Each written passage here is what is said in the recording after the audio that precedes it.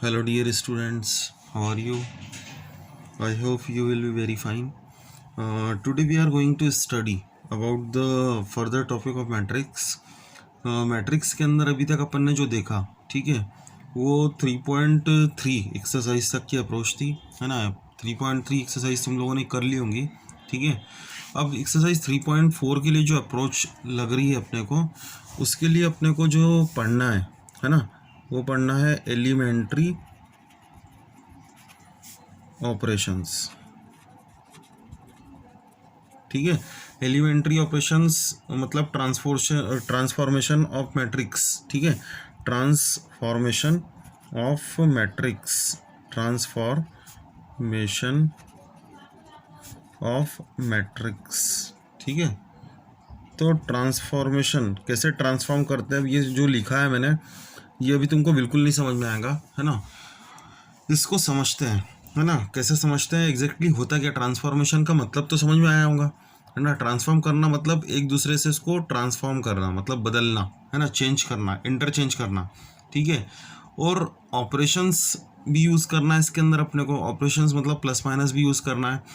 तो कुल मिला के ये कि इसके अंदर बहुत सिंपल सी चीज़ मैं तुमको बताऊँ तो ज़्यादा अपन डीप में ना जाते हुए इस चीज़ को अपन थोड़ा सा ऐसे समझे कि अपने को एकदम से क्लियर हो जाए सारी चीज़ें.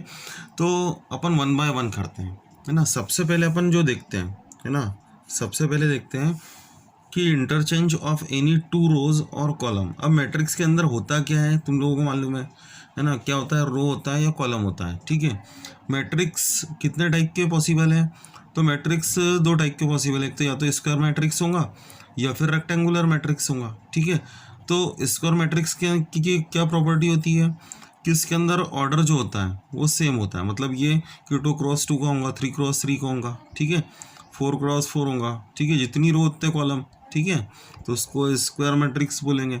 रेक्टेंगुलर मैट्रिक्स के अंदर number of column, number of रोज अलग अलग होती है. ठीक है, अब अगर मान लो अपने को इंटरचेंज करना है 2 रोज या फिर 2 कॉलम. ठीक है, तो सपोज वी आर इंटरचेंजिंग, है ना, we are interchanging of any 2 rows और कॉलम. ठीक है, अब इसी को अपन जो मैं मतलब इंटरचेंज कर रहा हूँ, ठीक है, किसको, रोज और कॉलम को, तो इसी को अपन एलिमेंट्री ऑपरेशंस बोलते हैं, है ना. ट्रांसफॉर्मेशन इसी को ही बोलते हैं. इसके लिए अपन एक एग्जांपल लेते हैं शानदार, और उससे समझते हैं कि होता क्या है इसमें, है ना. तो एक एग्जांपल लिया मैंने, ये पहली रो, ठीक है, दूसरी रो के एलिमेंट ये लिख दिए मैंने, और तीसरी रो के एलिमेंट ये लिख दिया. ठीक है, अब मैंने तुमको बोला, है ना, मैंने तुमको बोला कि इसके अंदर इंटरचेंज कर दो. क्या इंटरचेंज करो कि पहली रो, अब ये तो समझ में आ रहा होगा कि ये पहली रो है, ये दूसरी रो है, ये तीसरी रो है. मतलब ये पहली रो R1 बोलूँगा, इसको R2 बोलूँगा, इसको R3 बोलूँगा. ये पहला कॉलम, है ना, इसको C1 बोलूँगा. ये दूसरा कॉलम, इसको C2 बोलूँगा. इसको तीसरा कॉलम, इसको C3 बोलूँगा. ठीक है, ये तो मैट्रिक्स के अपन बिल्कुल लास्ट एक्सरसाइज के अप्रोच कर रहे हैं, मतलब इंट्रोडक्शन पार्ट पढ़ रहे हैं, है ना. This is the introduction part of intro of exercise 3.4. ठीक है, तो थोड़ा सा ध्यान रखो इस चीज़ का, है ना. अब अगर मान लो मैंने तुमको बोला कि R1 को इंटरचेंज कर लो, है ना, this is the interchange symbol. R1 को इंटरचेंज कर लो R2 से. ठीक है, अब ये जो मैं कर रहा हूँ, अब तुम लोग सोच रहे हो सर ये क्या कर रहे हो, क्यों कर रहे हो. ठीक है, तो क्या कर रहा हूँ ये तो तुम्हारे सामने है ना. क्यों कर रहा हूँ इसको अपन समझेंगे, है ना, एक्सरसाइज के अंदर, है ना. इसका सारे ट्रांसफॉर्मेशन का यूज़ अपन एक्सरसाइज में करेंगे. ठीक है, तो अभी तुमको क्या जो मैं बोल रहा हूँ उसको ध्यान से सुनना है, समझना है कि जो मैं कर रहा हूँ, है ना, जो ऑपरेशन में लगा रहा हूँ, क्या ये ऑपरेशन तुम्हारे समझ में आ रही है ना. और अगर ये चीज़ें समझ में आ रही है तो इनका यूज़ भी करना है अपने को बाद में. मतलब अभी अपना टाइम जो चल रहा है वो सीखने का चल रहा है. ठीक है, तो इसको सीखते हैं अपन.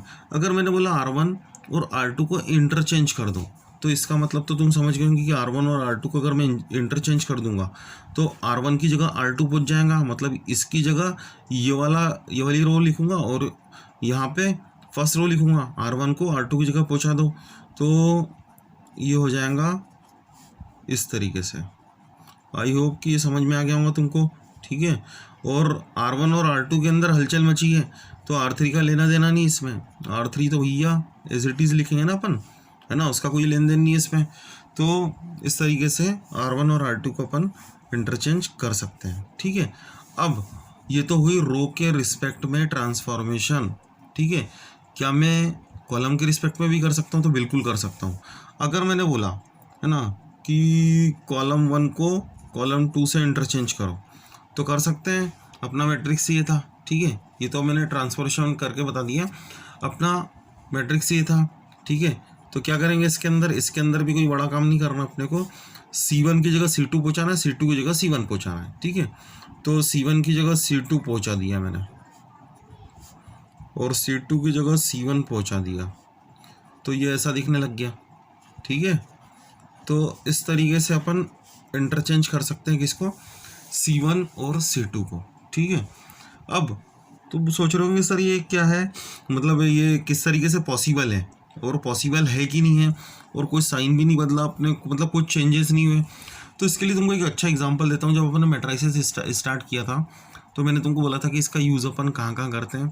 तो मैट्राइसेस को लिखने के लिए अपन ने जनरली क्या है कि लीनियर इक्वेशंस, है ना, के सोल्यूशन फाइंड करने में भी इसका यूज़ करते हैं। जैसे मान लो मैंने कोई लीनियर इक्वेशन लिखा 5x + 4y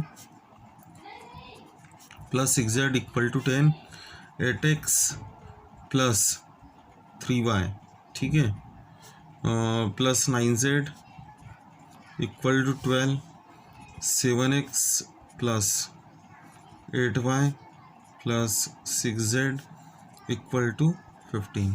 ध्यान से देखो मैंने क्या लिखा। अगर एक बात बताऊं मेरे को कि ये जो लिखा है मैंने, ठीक है, क्या लिखा है, 5x, है ना, ये 5 4 6 5 4 6 8 3 9 8 3 9 7 8 6 7 8 6, है ना। एक कोफिशिएंट से मैंने एक इक्वेशन बना ली, ठीक है। एक बात बताओ मेरे को कि मैंने C1 और C2 को इंटरचेंज कर दिया। C1 और C2 को, C1 की जगह क्या था, ये, है ना, और C1 की जगह ये था, ये वाला कॉलम, और C2 की जगह ये। क्या इस इक्वेशन को मैं ऐसा नहीं लिख सकता 4y + 5x + 6z = 10? इस इक्वेशन को ऐसा नहीं लिख सकता 3y को पहले लिख दूँ, 8x को बाद में लिखूँ, तो 3y + 8x + 9z = 12। इसको भी वैसी 8y + 7x + 6z = 15। मतलब समझने की कोशिश करो कि कोई चेंजेस इक्वेशन में नहीं होंगे, है ना। मतलब आगे पीछे अपन लिख सकते हैं। अरे भाई 5 + 4 को 4 + 5 भी तो लिख सकता हूँ ना मैं, कोई चेंज थोड़ी होंगे। सिमिलरली कि यहाँ पर अगर रो की ऑपरेशन लगाई अपन ने, इस रो को इस जगह पहुँचा दिया, इस रो को इस जगह पहुँचा दिया, तो सेम थिंग हियर कि एक बात बताओ, इक्वेशन को, ये पहली इक्वेशन थी और ये दूसरी इक्वेशन थी, तो दूसरी इक्वेशन को पहले लिखा और पहली इक्वेशन को बाद में लिखा, तो उससे कोई फ़र्क थोड़ी पड़ना, है ना, कोई माइनस प्लस का कोई चेंजेस थोड़ी आना है, ठीक है।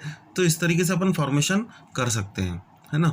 मतलब ये कि C1 की जगह C2 पहुँचा दूँ, C2 की जगह C1, C1 की जगह C3 पहुँचा दूँ, C3 की जगह C1, R1 की जगह R3 पहुँचा दूँ, R3 की जगह R1, तो उससे कोई फ़र्क नहीं पड़ेगा मैट्रिक्स में, है ना। तो ये सबसे पहली ऑपरेशन थी जिसको अपने को समझना है ना। चलो अब दूसरी ऑपरेशन देखते हैं, ठीक है। तो दूसरी ऑपरेशन, है ना, पहली ऑपरेशन में अपन ने क्या देखा, इस चीज़ को समझ में आई तुमको बात, कि पहली ऑपरेशन में अपन ने देखा, ठीक है, कि R1 R2, है ना, इन दोनों को आपस में इंटरचेंज कर सकते हैं। Similarly R2 R3 R3 R1, ठीक है, इस तरीके से इंटरचेंज इनको आपस में कर सकते हैं अपन, ठीक है। तो इस चीज़ को ध्यान से समझो कि क्या हो रहा है, क्या चल रहा है, ठीक है। तो interchange of column and rows are possible, ठीक है। तो अब सेकेंड वाली जो चीज़ अपने को देखना है, ये अपन ने पहली चीज़ देखी, है ना, इंटरचेंज ऑफ एनी 2 रोज और कॉलम, ठीक है। Now we are going to see the second thing, multiplication of elements, multiplication, है ना, मल्टीप्लिकेशन of the elements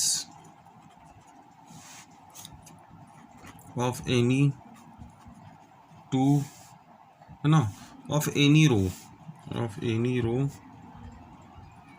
और कॉलम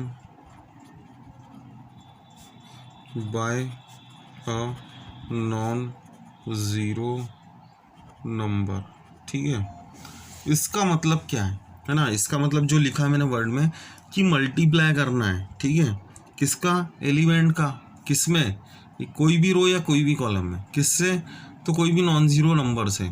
ठीक है, मतलब ये किसी भी रो के अंदर में जैसे कोई एक एग्जांपल लेते हैं, है ना, उससे बहुत जल्दी एक बार में बात समझ में आ जाएंगी तुम्हारी। जैसे ले लिए हम 1 2 3 4 5 6 7 सेकेंड रो और थर्ड 7 8 9। ठीक है, अब तुमको मालूम है ये पहली रो है, दूसरी रो, तीसरी रो, पहला कॉलम, दूसरा कॉलम, तीसरा कॉलम। ठीक है, अगर मान लो मैंने तीसरी रो के अंदर, किस रो में, तीसरी रो में किसी भी नंबर, है ना, कोई भी नंबर सोच लो, 1 2 3 4 5 7 8 9, कोई भी नंबर सोच लो।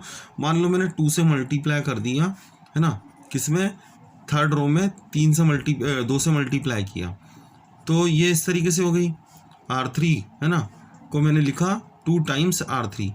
तो ऑपरेशन लगाने के बाद ये कैसी हो जाएंगी, ऑपरेशन लगाने के बाद अब एक चीज़ का ध्यान रखना, ऑपरेशन किस में लग रही है, केवल और केवल R3 में लग रही है ना। तो हलचल, है ना, जिसमें मचेंगी तो वो केवल R3 होंगी, R1 और R2 तो एज इट इज़ लिखेंगे, है ना। ध्यान रखना कि ऑपरेशन जिसमें लगती है चेंजेस उसी में होते हैं। तो R3 को मैं लिखूंगा 2 टाइम्स R3, पहले R3 ये था, अब इसका 2 टाइम्स कर दो, 2 7 जा 14, 2 8 जा 16, 2 9 जा 18। तो इस तरीके से मैं इसको इंटरचेंज कर सकता हूँ, है ना। अब ये रो के केस में लिखा तो एक कॉलम के केस में भी लिख सकता हूँ। ठीक है, अब कॉलम के केस में लेट से C1, है ना, C1 को लिख दिया मैंने 2 टाइम्स C2। ठीक है, अब C1 को 2 टाइम्स C1। ठीक है, C1 को लिखा मैंने 2 टाइम्स C1। अब 2 टाइम्स C1, तो C1 को अब इंटरचेंज हो जाएगा C1, है ना। किसको चेंज करूँगा मैं, केवल C1 को। C2 और C3 ये तो एज इट इज़ लिखना है, C1 में चेंजेस आएंगे। C1 में क्या चेंजेस आएंगे कि मैंने इसको लिख दिया 2 टाइम्स C1। ठीक है, अब C1 का 2 टाइम्स करेंगे तो 2 1 जा 2, 2 4 जा 8 और 2 7 जा 14। बाकी इसके अंदर तो कोई चेंजेस नहीं लाए मैंने, तो इसको एज इट इज़ लिखूँगा मैं। ठीक है, इसको एज इट इज़ लिख दिया। तो इस तरीके से अपन किसी भी डिजिट का मल्टीप्लाई किसी भी रो में या किसी भी कॉलम में करके इस तरीके से लिख सकते हैं। ठीक है, तो इस चीज़ को तुमको ध्यान में रखना है। ठीक है, तीसरी जो ट्रांसफॉर्मेशन है ना, अभी तक ध्यान में आया होगा तुमको कि अपन ने 2 रो की ट्रांसफॉर्मेशन पहले वाले रूल में पढ़ी, है ना। 2 ट्रांसफॉर्मेशन मतलब कि किसी भी 2 रो को आपस में इंटरचेंज कर सकते, किसी भी 2 कॉलम को आपस में इंटरचेंज कर सकते। फिर अगली 2 अपन ने इसमें पढ़ी कि किसी भी रो को पर्टिकुलर किसी भी डिजिट से, है ना, किसी भी कांस्टेंट डिजिट से मल्टीप्लाई करके लिख सकते हैं। सेम थिंग किसी भी कॉलम को पर्टिकुलर किसी भी डिजिट से या नंबर से मल्टीप्लाई करके इस तरीके से लिख सकते हैं। ठीक है, तीसरी ट्रांसफॉर्मेशन बहुत इंपॉर्टेंट है, जिसका यूज़ बहुत होता है ना, वो क्या है, addition to elements of any row और कॉलम। ठीक है, द करस्पॉन्डिंग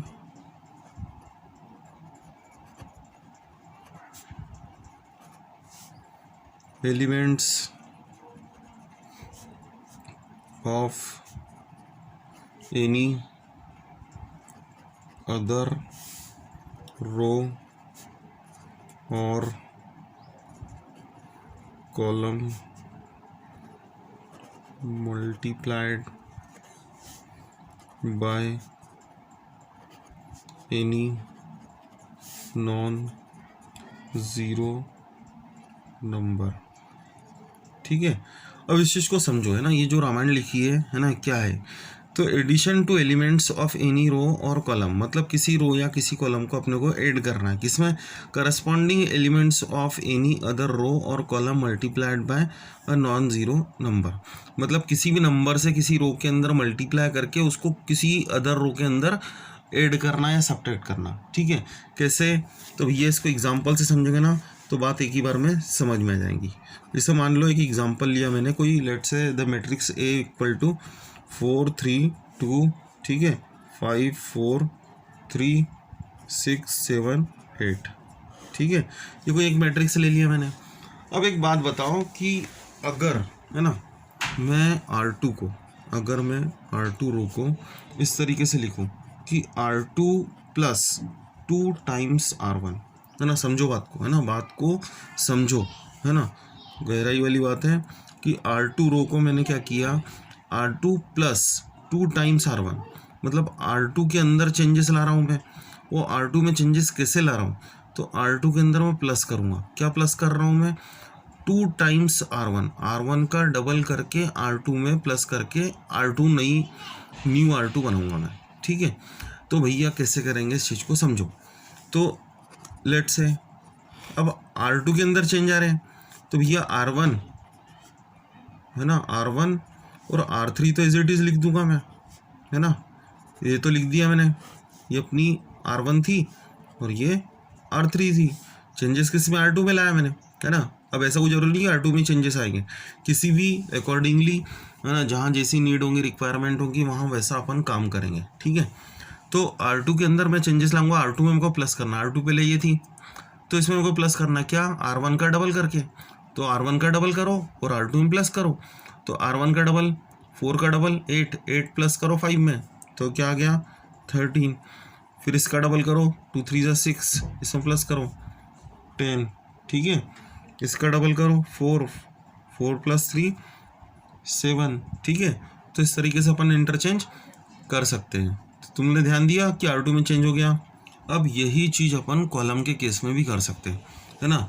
देखो ध्यान दो, इसके अंदर मैं तुमको हर चीज़, है ना, रो के रिस्पेक्ट में और कॉलम के रिस्पेक्ट में करस्पॉन्डिंग बताते जा रहा हूँ, ठीक है। तो ये रो के रिस्पेक्ट में देखा भैया, कॉलम के रिस्पेक्ट में भी तो कर सकते हैं। कॉलम के रिस्पेक्ट में अगर मान लो कि मैंने C1 को लिख दिया, है ना, फॉर कॉलम में कैसे कन्वर्ट करेंगे, मान लो C1 को लिख दिया मैंने 2 time C1 plus 2 time C2, है ना। ध्यान से देखो, C1 को लिखा C1 प्लस 2 टाइम C2, तो C1 में मेरे को प्लस करना है, किसका प्लस करना है, C2 का डबल करके, 2 टाइम C2 है ना, तो C2 का डबल करके C1 में प्लस करना है, ठीक है।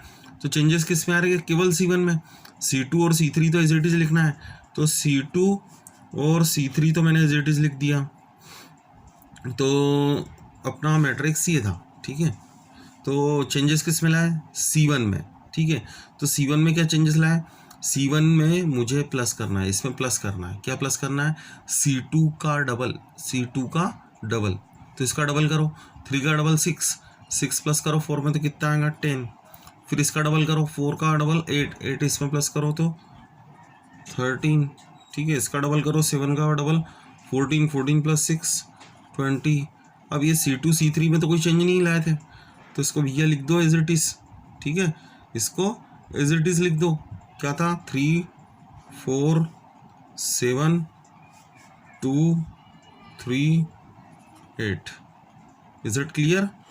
तो अपना मैट्रिक्स अपन ने ये वाला उठाया था, ध्यान रखना है ना, इससे कंफ्यूज मत होना कि इसको सर ये है ना, ये रो वाली ऑपरेशन लगा के इसी में ये आया था, इसी के अंदर कॉलम वाली ऑपरेशन लगा के ये आया, ठीक है। तो इस तरीके से अपन कर सकते हैं अपना काम, ठीक है। अब जो अपने को, अब ब्रीफली अगर अपन रिवाइज कर लें कि समरी है ना, अपन ने जो देखा अब तक, जो देखा वो क्या क्या देखा भैया। तो पहली चीज़ मैंने तुमको बताया कि किसी भी रो को किसी भी अदर रो से, ठीक है, आपस में इंटरचेंज कर सकते हैं, ठीक है। सेम थिंग कॉलम के केस में, ये रो के केस में बता रहा हूँ और ये कॉलम के केस में, ठीक है, ये अपन रिवाइज कर रहे हैं, ठीक है। किसी भी कॉलम को आपस में, जैसे C1 को C3 के केस में आपस में इंटरचेंज कर सकते हैं, ठीक है। दूसरी चीज़ मैंने तुमको क्या बताया, दूसरी चीज़ बताया कि कोई भी रो, जैसे मान लो R3 को मैं किसी भी नंबर से, है ना, मल्टीप्लाई करके लिख सकता हूँ, K is any real number, ठीक है। वैसे सिमिलरली इसके अंदर भी अगर मैं किसी भी कॉलम को किसी भी नंबर से मल्टीप्लाई करके लिख सकता हूँ, ठीक है। तीसरी चीज़ मैंने तुमको क्या बताया कि किसी भी रो को, है ना, किसी भी रो को अपन अदर रो से मतलब किसी भी नंबर से मल्टीप्लाई, जैसे मैंने R2 को R2 प्लस 3R1 लिख दिया है ना, यहाँ पे C1 को C1 प्लस 2C2 लिख दिया, ठीक है। तो इस तरीके से ये 3 चीज़ें, ये जो 6 चीज़ें हैं ना, 1 2 3 4 5 6 है ना, तो 3 रो के केस में और 3 कॉलम के केस में ये जो ट्रांसफॉर्मेशन है ये तुमको याद रखना है, ठीक है। अब जो इम्पोर्टेंट टॉपिक अपन जो पढ़ने में जा रहे हैं जिसमें इनका यूज़ होना है, ठीक है, वो पढ़ने जा रहे हैं अपन इन्वर्टिबल, या फिर इसको इन्वर्स भी बोलते हैं, है ना। इन्वर्स के नाम से फेमस है ये, इन्वर्स ऑफ मैट्राइसेस, ठीक है, इन्वर्स ऑफ मैट्राइसेस, ठीक है।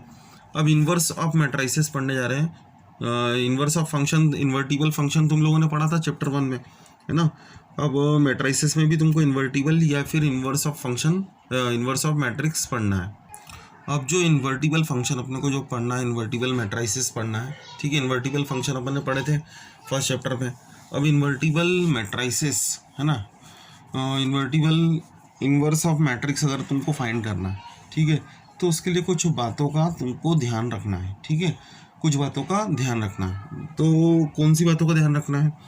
तो मान लो जैसे कि let say A and B are square matrix, let A and B, है ना, आर स्क्वायर मैट्रिक्स, ठीक है, of some order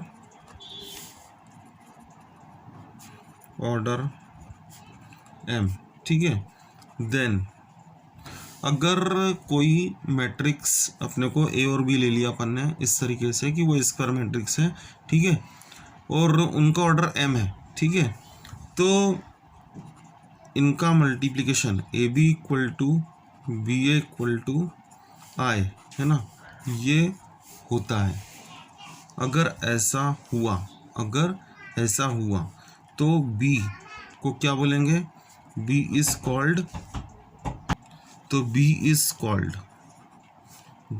called inverse of a, और a is called inverse of b, है ना। मतलब ये कि अगर, ये तो मालूम ही है तुमको कि ए इनवर्स क्या होगा, एक identity, same thing A inverse A लिखूंगा तो ये भी एक आइडेंटिटी मैट्राइसेस होगा, ठीक है, ऐसा होता है, ठीक है। तो इसको अपन चेक करते हैं कि ये जो बात लिखी है सर ने सही लिखी है गलत लिखी है ना। इसको अपन चेक करके देखते हैं और प्रूफ करके देखते हैं, ठीक है, तब जाके अपने को बात समझ में आएगी कि मान लो, है ना, इसके लिए late say A equal to, अगर मान लो मैंने कोई एक मैट्रिक्स ले लिया 2 3 1 2, ठीक है, और बी कोई मैट्रिक्स ले लिया, ठीक है, 2 -1 -3 2, ठीक है। अब भैया अपने को मान लो ए बी निकालना है, क्या निकालना है? ए बी निकालना है। तो अब तो समझ में आ गया होगा, है ना, अब तो मल्टीप्लाई बनने लग गए होंगे एक मैट्रिक्स का दूसरे मैट्रिक्स में, ठीक है। अब मैं डायरेक्ट करूँगा, ठीक है, तो ए लिखा मैंने और बी लिखा, है ना, बी लिखा। कैसे करते हैं? तो अब इसका मल्टीप्लाई करूँगा तो 2 क्रॉस 2 का ही मैट्रिक्स मिलना है मेरे को, पहली रो पहला कॉलम, है ना, पहली रो पहला कॉलम मतलब 2 2 ज़ा 4, है ना, प्लस, है ना, 3 इंटू -1, ठीक है, फिर पहली रो दूसरा कॉलम तो 2 इंटू -3 2 3 ज़ा 6, है ना, 3 इंटू 2 प्लस 6, फिर सेकेंड रो पहला कॉलम 1 इंटू 2 2 2 इंटू -1 -2, फिर सेकेंड रो सेकेंड कॉलम तो 1 इंटू -3 -3, और 2 2 ज़ा 4, ठीक है। तो ए बी इक्वल टू क्या है अपना? ए बी है देखो 4 -3 1, ये 0 और ये 1, ठीक है। ए बी इक्वल टू क्या मिल गया अपने को? एक आइडेंटिटी मैट्रिक्स मिल गया, ठीक है। अब ये बात कहाँ तक सच है बी ए के केस में, बी इंटू ए के केस में कहाँ तक सच है वो चेक करते हैं। अब देखो ध्यान से, अपन चेक कर रहे हैं बी ए, है ना, बी इंटू ए चेक कर रहे हैं, बी का मल्टीप्लाई ऐसे करेंगे, बी मैट्रिक्स ए लिख लिया मैंने, ए ये लिख लिया, अब इन दोनों को मल्टीप्लाई कर रहा हूँ मैं, ठीक है। कैसे मल्टीप्लाई करते हैं, तो आता ही है फर्स्ट रो फर्स्ट कॉलम, ठीक है, फर्स्ट रो फर्स्ट कॉलम, तो 2 2 ज़ा 4 -3 इंटू, फिर 2 3 ज़ा 6 -3 इंटू 2 माइनस का 6 हो गए, -1 इंटू -2 और 2 1 ज़ा 2, -3 + 4, ठीक है। सॉल्व करते हैं इसको, तो b into A equal to 4 में से 3 गए, -2 0 0 और +1, ठीक है। ये किसके इक्वल आ गया, ये भी आइडेंटिटी मैट्रिक्स के इक्वल आ गया। तो देयरफॉर अपन ने प्रूव कर दिया कि A B equal to B A equal to क्या आया, है ना। तो यही चीज़ तो बताई थी तुमको रूल में, है ना, आगे बात समझ में। तो इस तरीके से अपन ने प्रूव कर दिया इस A B equal to B A equal to identity matrix, तो अपन बोलेंगे ए बी का इन्वर्स है और बी ए का इन्वर्स है, ठीक है। अब इसके अंदर कुछ चीज़ें अपने को देखनी है कि सबसे इम्पोर्टेंट बात की ये केस एग्जिस्ट, है ना, कहाँ कहाँ होते हैं। तो केस, है ना, ऑफ एग्जिस्टिंग ऑफ मैट्रिक्स, ठीक है। तो केस फर्स्ट, पहला केस क्या है इसका, कि इफ मैट्रिक्स इज स्क्वायर, ठीक है ना। अगर कोई मैट्रिक्स स्क्वायर मैट्रिक्स है तो क्या क्या पॉसिबिलिटी है, तो पहली पॉसिबिलिटी तो ये होंगी कि मे बी एग्जिस्टिंग, है ना, मे बी एग्जिस्टिंग होगा, इन्वर्स निकल सकता है, ठीक है। और हो सकता कि नहीं, है ना, मे नॉट बी एग्जिस्टिंग, ठीक है, एग्जिस्ट नहीं भी करे। दूसरा केस, है ना, सेकंड केस के अंदर अगर मान लो मैट्रिक्स ना होते हुए रेक्टेंगुलर मैट्रिक्स रहा, है ना, इफ मैट्रिक्स इज रेक्टेंगुलर, ठीक है, अगर रेक्टेंगुलर मैट्रिक्स रहा तो ध्यान रखना इस चीज का, डज नॉट एग्जिस्टिंग होगा, ठीक है, एग्जिस्ट नहीं करेगा, ठीक है, इस चीज का ध्यान रखना, ठीक है। अब कुछ बातें अपने को इसमें देखनी है कि uniqueness of inverse of a matrix, ठीक है, uniqueness of inverse of a matrix, unique. अब यूनिकनेस का मतलब समझे, इसको मैं हिंदी में समझाता हूँ एकदम शुद्ध हिंदी में, कि किसी भी मैट्रिक्स का इनवर्स एक से ज़्यादा पॉसिबल है क्या, वो देखना है अपने को। जैसे अपन ने 10th क्लास में एक थ्योरम पढ़ी थी ना, कौन सी थ्योरम थी, कन्वर्स ऑफ बीपीटी, है ना, converse of basic proportionality theorem. अगर तुमको याद हो तो, कि कोई ट्रायंगल में एक साइड के पैरेलल कितनी साइड ड्रॉ कर सकते हो, कितनी लाइन सेगमेंट ड्रॉ कर सकते हो, तो आंसर केवल और केवल एक यूनिक होती है ना। ट्रायंगल में हर साइड के पैरेलल लाइन यूनिक होती है, एक ही होती है ना, दो नहीं हो सकती। तो सेम थिंग हियर की uniqueness of inverse of matrix, ठीक है, it's not a big topic, not a big task, है ना, कोई बहुत बड़ी बात नहीं है ना। अपन को बस ये बताना है कि किसी भी मैट्रिक्स का इन्वर्स क्या सिंगल एक क्लौता होता है या फिर 2-4 हो सकते हैं, ठीक है। तो अगर मैं इसके अंदर ये लेके चलूँ ए बी, ये तो अभी मैंने बताया तुमको जो लिख रहा हूँ, है ना, ये चीज़ मैं बता चुका हूँ कि अगर इस तरीके से A B equal to B equal to I हो जाए तो अपन क्या बोलते हैं, ए का इन्वर्स बी होगा, बी का इन्वर्स भाई ए होगा, है ना। ये तो एक दूसरे के इन्वर्स होते हैं। लेकिन अगर तीसरा उठा के मैं कहीं से लेकर आ जाऊँ, तीसरा उठा के कि कहीं से लेकर आ जाऊँ कि let C be another inverse of A, है ना, सी में उठा के लाया तीसरा कहीं से, है ना, यहाँ क्या लगा रहा है, कॉन्ट्राडिक्शन मेथड लगा रहा है ना। कौन सी मेथड लगा रहा है, कॉन्ट्राडिक्शन मेथड, ठीक है। तो सी मैंने उठा के लाया तीसरा मैट्रिक्स की, भैया सी भी पॉसिबल है इसका इन्वर्स। तो अगर सी पॉसिबल है इन्वर्स, है ना, किसका, ए का, तो A C equal to C A equal to I लिख सकता हूँ अकॉर्डिंग टू दिस रूल, है ना, क्योंकि सी इनवर्स है किसका, ए का, तो भैया A C equal to C A equal to I होगा, है ना। अब अगर ऐसा हुआ तो यहाँ पे मैं एक चीज़ अपने मन से लिख रहा हूँ, बी इक्वल टू मन से नहीं, है ना, लॉजिक से लिख रहा हूँ, है ना। बी को मैं बी इंटू आई लिख सकता हूँ, तो बिल्कुल लिख सकता हूँ, ठीक है। अब इस बी को हटाकर, है ना, इस बी को, या फिर एक काम करता हूँ, इस आई को हटा के, है ना, इस आई को हटा के, अगर इस आई को हटा के मैं ए सी लिख सकता हूँ, है ना, अकॉर्डिंग टू हियर। तो ये तो बी मैंने एज इट इज़ लिखा, इस आई को हटाया मैंने और आई को हटा के मैंने लिख दिया ए सी, ठीक है। अब ध्यान से देखो, बी इंटू ए इंटू सी, इस बी ए को हटा के मैं क्या लिख सकता हूँ, फिर से आई लिख सकता हूँ, तो आई इंटू सी, और आई इंटू सी क्या होता है, आई इंटू सी सी होगा ना, तो B equal to C possible है क्या भैया, नहीं। तो इसलिए अपन बोलेंगे कि हर मैट्रिक्स का एक अकेला इकलौता इन्वर्स मैट्रिक्स होता है ना, एक से ज़्यादा नहीं होते हैं। अब इसके अलावा कई बार एग्ज़ाम में एनसीईआरटी में भी मतलब इसका जिक्र हुआ है इस क्वेश्चन का, ठीक है, एक थ्योरम ही मान लो, तो कभी कभी पूछ लेते हैं कि प्रूव दैट, है ना, प्रूफ दैट ए बी का इन्वर्स इक्वल टू बी का इन्वर्स इंटू ए का इन्वर्स होता है, ठीक है। बहुत ध्यान से समझना, है ना, बहुत सिंपल सी चीज़ है। तो ऐसा होता है। तो अब तुमको एक चीज़ मालूम है, एक रूल, है ना, कौन सा रूल, अरे भैया A into A inverse equal to I होता है कि नहीं होता है ना, देख लो, बिल्कुल होता है।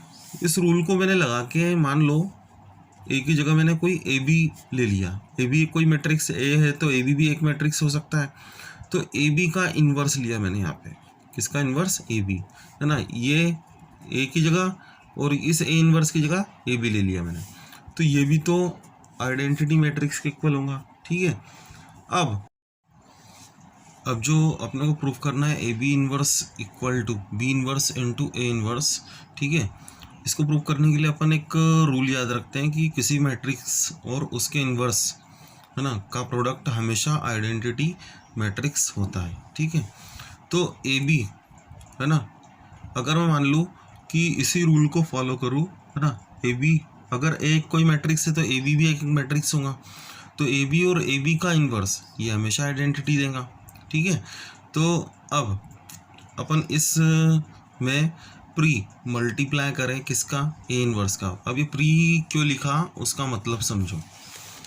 जैसे मान लो न्यूमेरिकल मल्टीप्लाई अगर मैं 2 का 3 में करूँ, 3 का 2 में करूँ, तो ऑलवेज वी गेट 6, है ना, न्यूमेरिकल वैल्यू में तो ऐसा होता है, लेकिन मैट्रिक्स मल्टीप्लिकेशन में ऐसा नहीं होता है ना, ऑर्डर हमेशा मायने रखता है यहाँ पे, है ना, ए बी और बी ए, है ना, may be may not be equal, तो इसलिए अपन क्या करेंगे यहाँ पे ऑर्डर के अकॉर्डिंग काम करेंगे, ठीक है। ऑर्डर में मैंने क्या काम किया, तो pre multiplying by A inverse, इसमें मैंने ए इन्वर्स का मल्टीप्लाई किया, ए इन्वर्स का मल्टीप्लाई करेंगे तो इसके पहले करूँगा लाइक दिस, यहाँ पर भी ए इन्वर्स का मल्टीप्लाई किया तो ये हो गया, ठीक है। अब ए इन्वर्स इंटू ए, ये क्या बन गया, आई आइडेंटिटी, और हट गया, है ना, आइडेंटिटी बन के हट गया ये। अब यहाँ पर A inverse into I, A inverse बचा, है ना, आइडेंटिटी हट गया। अब बी, ये लिखा बी, ए बी इन्वर्स जो चल रहा था चलते गया। अब मैं क्या करूँगा, फिर से प्री मल्टीप्लाई करूँगा किसका, बी इन्वर्स का, बी इन्वर्स का मल्टीप्लाई, प्री मल्टीप्लाइंग मतलब जो ऑर्डर चल रहा है उसके अंदर पहले, तो बी इन्वर्स का मल्टीप्लाई करेंगे तो ये इस फॉर्म में हो गया, ठीक है, इंटू ए बी का इन्वर्स, यहाँ पे बी इन्वर्स का मल्टीप्लाई किया अपन ने, तो बी इन्वर्स बी, ये तो आइडेंटिटी मैट्रिक्स बन के हट गया। अब बचा क्या, ए बी का inverse, that is equal to B inverse into A inverse, ठीक है। तो इस तरीके से अपन बोल सकते हैं कि we have proved that A B का whole inverse equal to B inverse into A inverse, है ना, हैंस प्रूव। अब अगला जो टॉपिक है अपना, दैट इज मेन टॉपिक है ना, अपन ने जो इसके पहले किया है ना, इसके पहले जो अपन ने ऑपरेशन सीखी, क्या क्या सीखी थी, इसके पहले जो ऑपरेशन सीखी थी उसको समरी देख लेते हैं उसका, है ना। रो और कॉलम के रिस्पेक्ट में अपन ने ऑपरेशन सीखी थी, है ना।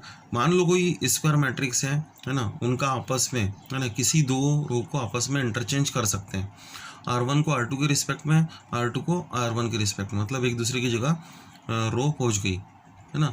सेम थिंग कॉलम के रिस्पेक्ट में भी दो कॉलम को आपस में इंटरचेंज कर सकते हैं, है ना, आपस में बदल सकते हैं। फिर दूसरी ऑपरेशन अपन ने देखी थी कि किसी भी रो या किसी भी रो के अंदर मैं कोई भी नंबर या कोई भी रियल वैल्यू का मल्टीप्लाई करके लिख सकता हूँ।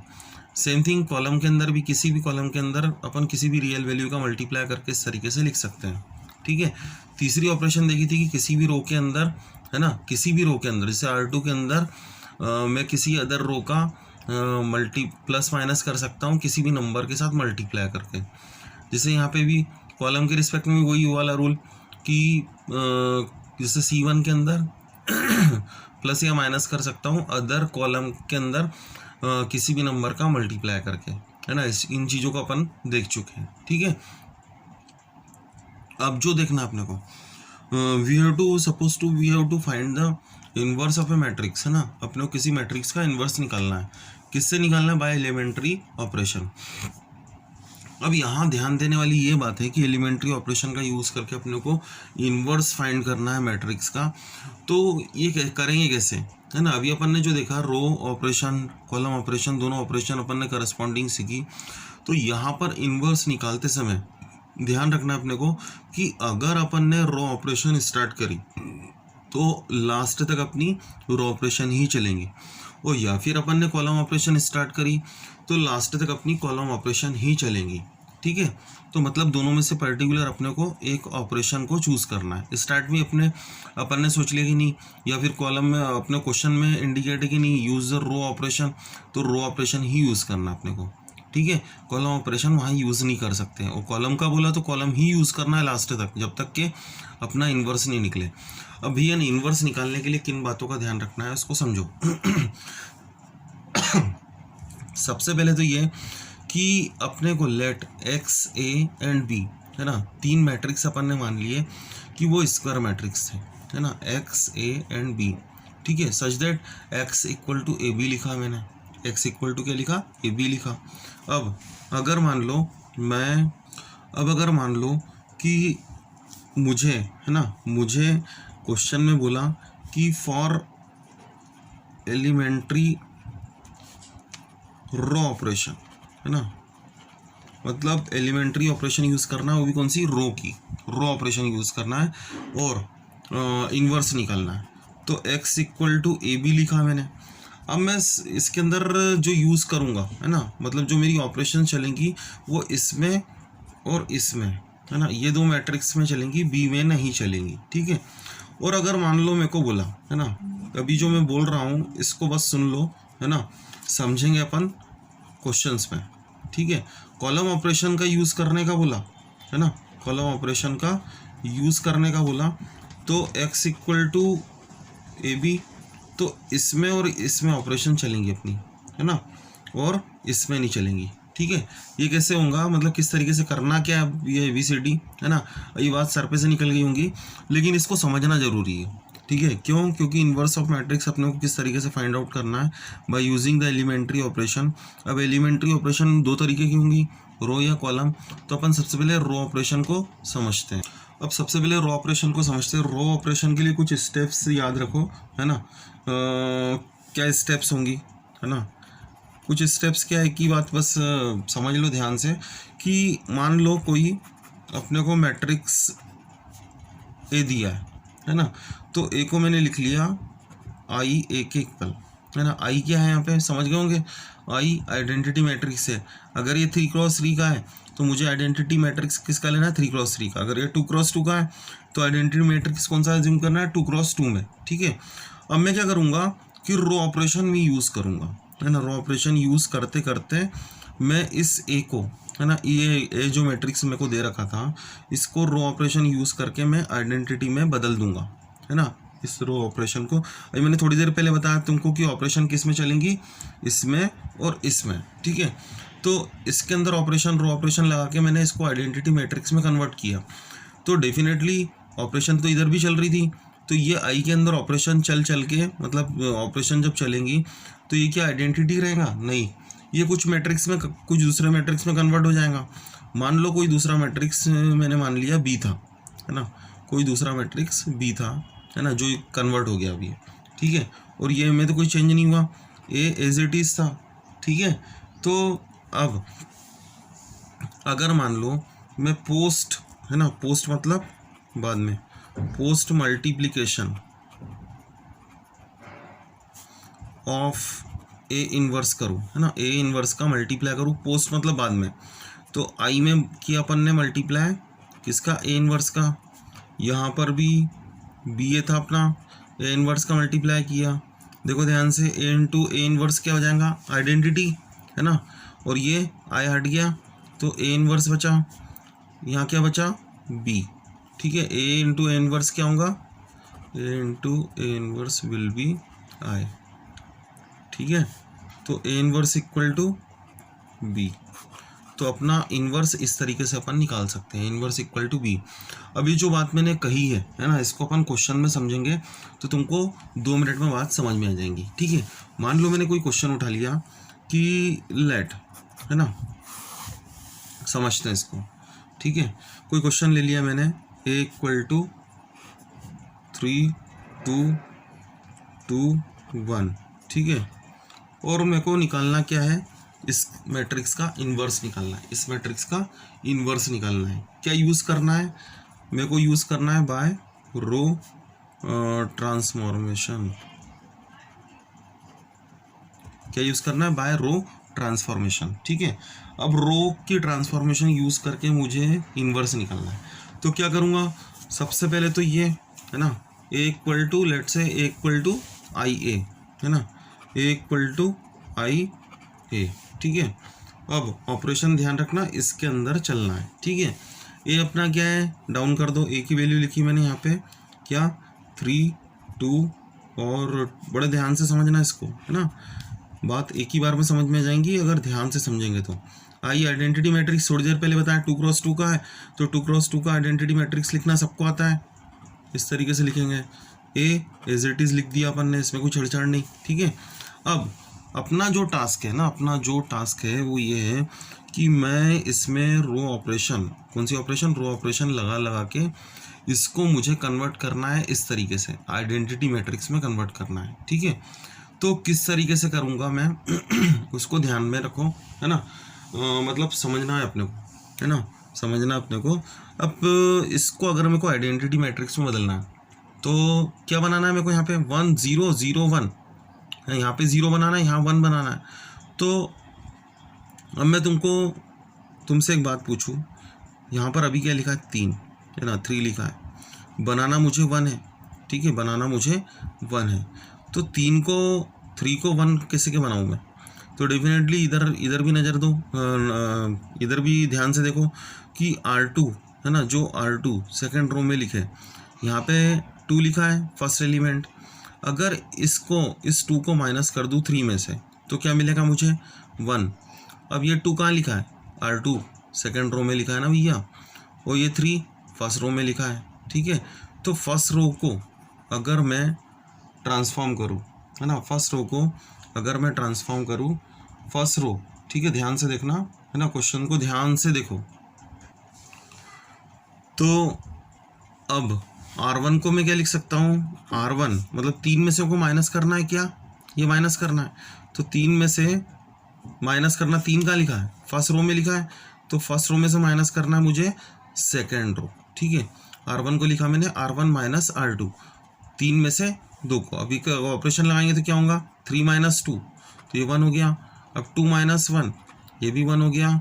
ये 2, इसके अंदर कोई छेड़छाड़, R1 में अपन ने ऑपरेशन लगाई तो R2 तो एज इट इज़ लिखना है अपने को, ये R2 मैंने एज इट इज़ लिखा। अब जो ऑपरेशन इधर लगी है वही ऑपरेशन इधर चलेंगी। तो क्या किया मैंने? R1 में सीधा सीधा R2 को माइनस करके लिख दिया, इसमें से 0 माइनस करेंगे तो नो चेंज, 0 में से 1 माइनस करेंगे तो -1 हो गया। सेकेंड रो के अंदर नो चेंज, है ना, ये 1 था, ठीक है, ये ए, ठीक है। अब अपने को करना क्या है, अपन तो 1 ले आए यहाँ पे, लेकिन अब अपने को अगली ऑपरेशन क्या है, यहाँ पे 0 बनाना है। ध्यान रखो, पहले 1 बनाओ, फिर 0 बनाओ, ठीक है, फिर 0 बनाओ, फिर 1 बनाओ, ठीक है। मैं तो ऐसे ही करता हूँ, तुम लोग भी ट्राई करो। अब ये 2 को मुझे बनाना है 0। अब ये 2 को 0 कैसे बना सकता हूँ, ध्यान से देखो, इस 1 की हेल्प लेके, इस R1 में जो 1 लिखा है इसकी हेल्प लेके, इसका अगर 2 टाइम्स मैं माइनस कर दूँ इसमें है ना, इसका 1 का 2 टाइम्स क्या होगा 2, तो 2 माइनस कर दूंगा इसमें से तो 0 हो जाएगा ये। तो करके देखते हैं, माइनस करके देखते हैं। तो क्या करेंगे अपन, R2, ठीक है, R2 के अंदर ध्यान से देखो, इस यहाँ पे अपने को 0 चाहिए, तो 0, तो R2 के अंदर में से, है ना, R2 में से मैं माइनस कर रहा हूँ, क्या माइनस करूँगा, इस R1 का 2 टाइम्स R1, ठीक है। देखो ना, 1 का डबल करेंगे तो 2 होगा, और वो 2 माइनस करेंगे इस 2 में से तो 0 होगा, ठीक है। तो वही तो कर रहा हूँ, R2 का जो अपना R2 थी, R2 में से माइनस कर रहा हूँ 2 टाइम्स R1, तो क्या होगा, अभी ऑपरेशन लगाएंगे R2 में से, है ना, R2 में से अपन 2 टाइम्स R1 माइनस कर रहे हैं, तो माइनस करने पे क्या मिलेगा अपने को, देखो ऑपरेशन जो लग रही है वो R2 में लग रही है, R1 तो एज इट इज़ लिखना है अपने को, ठीक है। इसके अंदर, है ना, R2 में से माइनस करना है 2 टाइम्स R1, तो ये हो गया 0, फिर इसमें से माइनस करना है इसका 2 टाइम्स, तो 1 माइनस 2 कितना होगा, -1, ठीक है। यहाँ पर भी ऑपरेशन एज इट इज़ लगाना है, ध्यान रखना, है ना। स्टूडेंट्स गड़बड़ क्या करते हैं कि इधर तो ऑपरेशन लगा के इसको आइडेंटिटी प्रूव कर लेते हैं, इधर ऑपरेशन भूल जाते हैं, ठीक है, तो गड़बड़ हो जाता है फिर। अब देखो R2 इसमें से माइनस करना है अपने को इसका डबल, तो 0 में से माइनस करना है इसका डबल मतलब 2, तो यहाँ पे क्या आ जाएगा -2, सेकेंड रो में पहले लिख रहा हूँ, ठीक है, ध्यान रखना। फिर यहाँ इस 1, है ना, इस 1 में से माइनस करना, ये 1 ही था, हाँ 1 था, तो 1 में से माइनस करना है इसका डबल, तो -1 का डबल क्या होगा -2, अब 1 में से -2 को माइनस करना है तो क्या होगा 3, ठीक है। पहली रो तो अपन ने कोई चेंज ही नहीं किया, इसको एज इट इज़ लिख दो। अब अपने को अपना ये 1 आ गया, ये 0 आ गया, अब इसको 0 बनाना है मुझे, इसको 0 बनाना बहुत ही सिंपल है। देखो इस 1 में इस -1 को प्लस कर दूँ तो 0 हो जाएगा, इस 1 में मतलब R1 में इस -1 को प्लस कर दूँ मतलब R2 को प्लस कर दूँ, तो R1 को मैंने लिख दिया R1 प्लस R2, ठीक है। करके देखते हैं, तो 1, है ना, 1 में इसको प्लस करूँगा 0 को तो 1 ही रहेगा, इस 1 में -1 को प्लस करूँगा तो 0 हो गया, यहाँ पे 0 -1, ठीक है। देखो ध्यान से देखो, है ना, तो इस तरीके से ये -1 हो गया। अब यहाँ पर भी ऑपरेशन अपनी वैसी चलेंगी, R1 में प्लस करना है अपने को इसको, तो 1 में -2 को प्लस करूँगा तो -1 आया, -1 में 3 को प्लस करूँगा तो 2 आया, -2 3 एज इट इज़, ठीक है। अब ध्यान से देखो कि अपना काम हो गया, ये आइडेंटिटी बन चुका है, तो बिल्कुल नहीं, अभी अपना को ये -1 दिक्कत दे रहा है, तो इस -1 को भगाना है, तो R1 के अंदर एक काम करते हैं अपन, -R1 लिख देते हैं, सॉरी -R2 लिख देते हैं। अरे देखो ना, R2 का एलिमेंट है -1, ठीक है, तो R2 को मैंने लिख दिया -R2, ठीक है। तो उससे क्या होगा देखते हैं क्या होता है, तो अपना काम बन जाएगा, ठीक है। R2 को लिखना है -R2, तो पहली रो में तो कोई चेंज नहीं था, एज इट इज़, माइनस का 2 हो जाएगा प्लस का, और प्लस का 3 हो जाएगा माइनस का, ठीक है। अब जो आया अपना ये आइडेंटिटी आ गया, है ना, और ये अपना बी मैट्रिक्स आ गया, ठीक है। तो अब अगर मान लो बात करें, है ना, तो पोस्ट, है ना, मल्टीप्लाइंग बाय ए इनवर्स, ठीक है, ए इनवर्स से मल्टीप्लाई कर रहे हैं, तो सीधी सी बात है ये आइडेंटिटी बन गया है ना।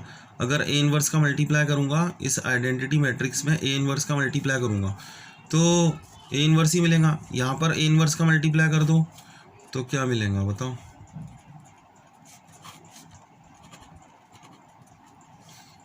ये आइडेंटिटी, तो finally A inverse equal to अपने पास आ गया -1 2 2 -3, ठीक है। ये तो हट गया आइडेंटिटी बन के, ठीक है। तो that is our inverse of matrix that we got by using the row transformation, ठीक है। अब एक बात बताओ, अपना ए इनवर्स तो निकल गया, ए इनवर्स अपना ये निकला। अगर तुमसे मैं क्वेश्चन करूं कि जो तुमने ए इनवर्स निकाला इतने ही रो ऑपरेशन यूज़ करके, तो क्या ये सही है या गलत है ना। अब एग्ज़ाम के अंदर बैठे हैं अपन सॉल्व करने, और अपन ने वैसे ही हाइपर रहता है माइंड एग्ज़ाम में, अपन ने दनादन ऑपरेशन लगा के अपन ने निकाल दिया कुछ ना कुछ ए इनवर्स, ठीक है। अब ये जो ए इनवर्स निकाला ये सही है कि गलत है, ये चेक करना है। तो अभी इसको चेक करने का एक सिंपल सा तरीका ये है कि इस ए और ए इनवर्स, अपना रूल है ना, A into A inverse equal to क्या होता है, आ जाना चाहिए भैया। तो इसको दोनों को मल्टीप्लाई करने पे अगर आइडेंटिटी मैट्रिक्स आ गया, आइडेंटिटी मतलब 1 0 0 1 आ गया, ठीक है, तो अपन ने सही किया है। अदरवाइज गलत तो चेक कर लेते हैं हाथों हाथ इसको, ठीक है। ए इंटू ए इनवर्स मतलब ए अपना क्या था 3 2 2 1, ठीक है, और ए इनवर्स था अपना -1 2 2 -3, ठीक है। इसको चेक करते हैं। तो रो फर्स्ट कॉलम, तो 3 इंटू -1 -3, ठीक है, 2 into 2 +4, first row second column 3 2 ज़ा 6 2 3 ज़ा 6, सेकंड रो फर्स्ट कॉलम 2 1 ज़ा 2 2 1 ज़ा 2, first second row second column 2 2 ज़ा 4, 1 इंटू -3 -3, तो -3 + 4 कितना होगा 1, ये हो गया 0, ये हो गया 0, ये हो गया 1, देख लो, है ना। तो इसका मतलब ये है कि अपना जो ए इनवर्स निकला है दैट इज़ वेरी करेक्ट, ठीक है। तो इस तरीके से अपने को इनवर्स सॉल्व करना है, ठीक है। अब अपन इस पर बेस में तुमको एक वर्कशीट दे रहा हूँ, है ना, उसको ध्यान से सॉल्व करो, ठीक है, और प्रैक्टिस करोगे तो हर चीज़ ईजी हो जाएंगी। और जो भी प्रॉब्लम आए, जो भी डाउट्स लगे, वो कमेंट्स में पूछ सकते हैं मुझसे, ठीक है। Thank you.